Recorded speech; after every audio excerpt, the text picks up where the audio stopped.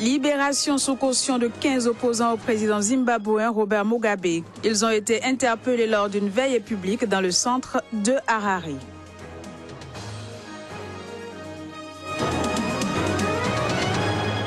En Libye, 3 attentats suicides ont été perpétrés contre les forces du gouvernement d'union libyen. Ils ont été menés par le groupe djihadiste État islamique.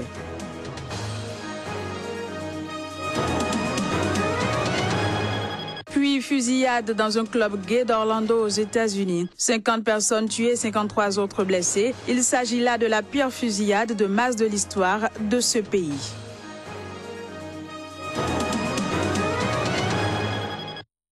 Et voilà pour le sommet, mesdames, messieurs, bonjour et bienvenue. On ouvre ce journal par le Zimbabwe où 15 opposants au président Robert Mugabe ont été libérés sous caution ce samedi. Ils avaient été arrêtés la veille lors d'une manifestation. Images et sons. Ils sont en tout 15 opposants à avoir été libérés sous caution. Les 15 activistes dont un journaliste avait été arrêté alors qu'il faisait une veillée publique dans le centre d'Harare pour réclamer la démission du président Robert Mugabe au pouvoir depuis 1980. 5 des activistes ont été inculpés de vol et d'obstruction à la justice. Ils ont dû payer $1000 chacun pour être libérés sous caution. Quant aux 10 autres, ils ont été inculpés uniquement d'obstruction à la justice, puis libérés sous caution contre $500. Il faut dire que la grogne monte au Zimbabwe contre le président Robert Mugabe, au pouvoir depuis plus de 30 ans. Outre la tension politique qui prévaut dans le pays, le Zimbabwe connaît également une crise économique majeure et un chômage massif, ainsi que la répression par le régime en place de toute opposition. En Guinée, 2 membres influents du RPG, le parti au pouvoir, ont été exclus de cette formation politique. Il est reproché aux anciens ministres Ousmane Kaba et Alous Seini Makani Rakake d'avoir exprimé publiquement leur désaccord avec le président Alpha Condé. Ils ont été exclus du parti ce samedi lors de l'Assemblée générale hebdomadaire du parti pour faute lourde. Outre leur exclusion, le parti a aussi demandé au député Sékou Bassavané, également membre du RPG, des explications sur son partenariat avec le Parti pour le travail et la solidarité, son allié depuis 2010.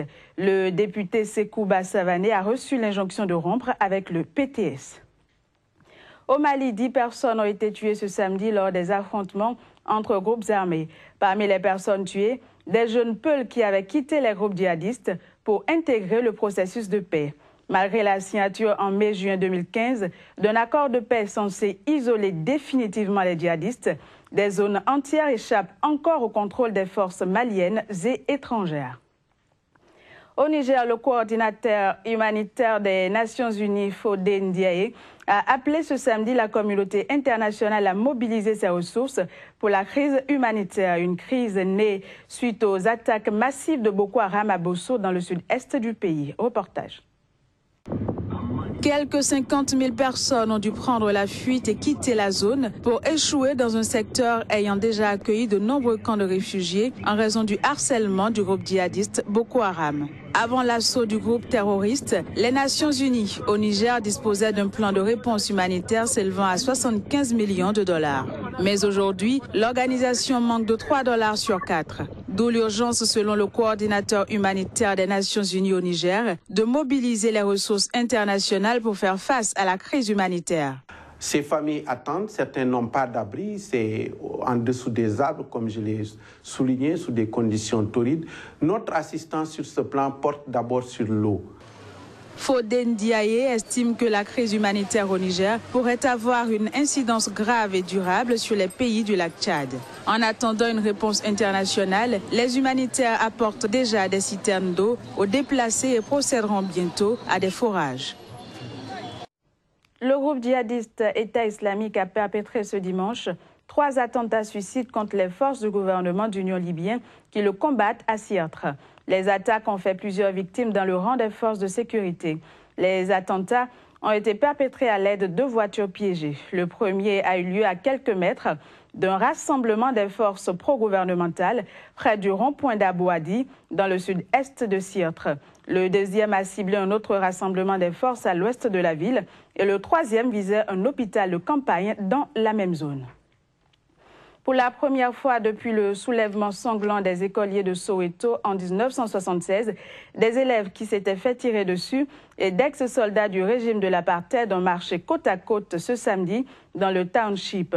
Un symbole qui met hors d'elle des familles de victimes. Le 16 juin 1976, des milliers d'écoliers et étudiants de Soweto ont envahi les rues du ghetto noir pour protester contre l'introduction d'un enseignement entièrement dispensé en afrikaans, la langue de l'oppresseur blanc. Suivant.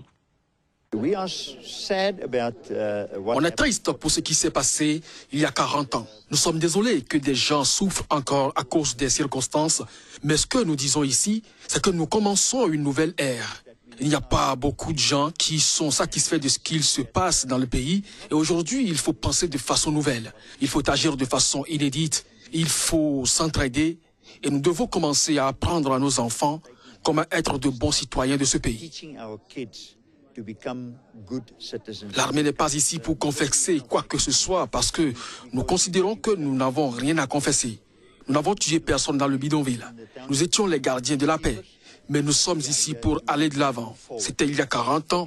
Il faut maintenant rentrer dans une ère nouvelle. Et nous travaillons main dans la main avec 16 fondations de jeunes, avec les écoles, avec les églises. Et nous voulons que l'Afrique du Sud aille de l'avant. C'est ça l'idée. Le football nigérien est à nouveau en deuil après le décès dans la nuit de vendredi à samedi de l'ancien sélectionneur des Super Aigles, Chouaïbou Amadou. Un décès qui intervient quelques jours seulement après la disparition de notre ancien coach de la sélection nationale, Stephen Keshi. Les détails. Chouaïbou Amadou est mort dans son sommeil à l'âge de 58 ans après s'être plaint de douleurs à la poitrine. Selon des hauts responsables du football nigérian, l'ex-sélectionneur souffrait d'hypertension et suivait un traitement médical. Nommé à la tête de l'équipe nationale à 4 reprises, il avait permis au Nigeria de se qualifier pour les Coupes du Monde 2002 et 2010, mais n'a jamais connu les honneurs d'une phase finale avec sa sélection.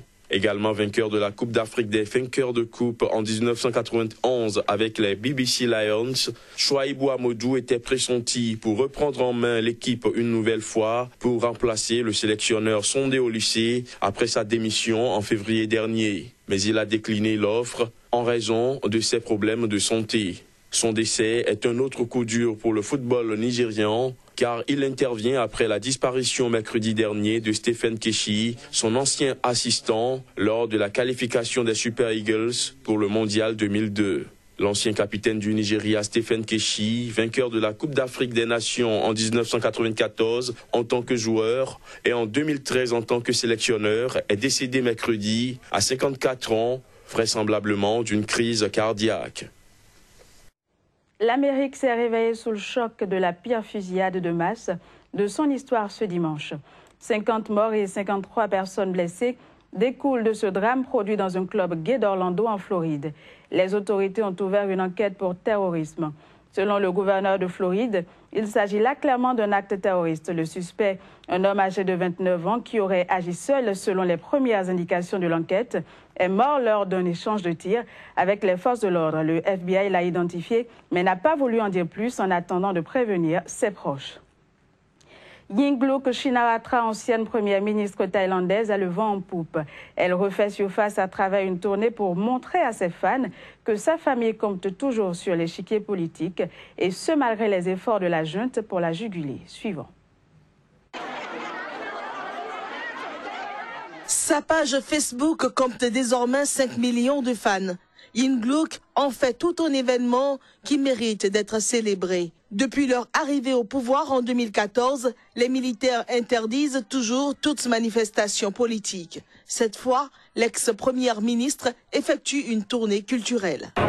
Puisque je n'ai plus de poste en tant que première ministre, je profite de cette opportunité pour rendre visite aux villageois, car je ne pouvais pas le faire quand j'avais le poste. Les partisans des Shinawatra sont particulièrement nombreux dans le nord-est et le nord de la Thaïlande, fief de cette puissante famille Sino-Thaï. Cette dernière est vue comme une menace pour les élites conservatrices royalistes de Bangkok. Je suis très contente de la rencontrer. Je ne l'ai vue qu'à la télévision, elle est très belle. Je suis tellement contente de la voir, de la serrer dans mes bras et de prendre des photos avec elle. J'aime le fait qu'elle s'entende bien avec les personnes âgées et les villageois. La tenue d'élection n'est pour l'heure que très vaguement évoquée, sous couvert d'adoption par référendum en août d'une nouvelle constitution. Laquelle constitution est taillée sur mesure par les militaires pour empêcher la victoire des Shinawatra dans les urnes. Même si des élections doivent être organisées en 2017, Yingluck a été interdite de vie politique pour 5 ans en 2014. Et c'est sur cette note que s'achève cette édition. Merci de l'avoir suivi. À très bientôt.